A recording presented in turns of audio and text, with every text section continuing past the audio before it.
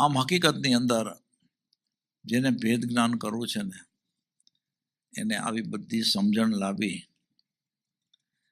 અને પોતાના રાગ દ્વેષને પાતળા પાડવા પડશે, સંભાવ લાવવો પડશે. સંભાવ લાવશે તો એ ભેદ જ્ઞાનનો પુરુષાર્થ કરી શકશે. ભેદ જ્ઞાનનો પુરુષાર્થ પણ કેટલા કર્મ ઘટ્યા હોય ત્યારે જીવ કરી શકે છે ને એને ખ્યાલમાં આવવો જોઈએ. આમ સાવ એમને તરત જ ભેદ જ્ઞાનનો પુરુષાર્થ કરવા માંડે એવું નથી. એટલે આપણે શાસ્ત્રોમાં જોયું છે કે એક કોડાકોડી સાગરોપમની અંદરની કર્મની સ્થિતિ હોય ને ત્યારે જીવ છે ને એ ગ્રંથિનો ભેદ કરી શકે છે. એ સ્થિતિ ન હોય તો એ ગ્રંથિને છેદવાની છે ગમે એટલો પુરુષાર્થ કરે એ મિથ્યાત્વની ગ્રંથિને છેદી નહીં શકે.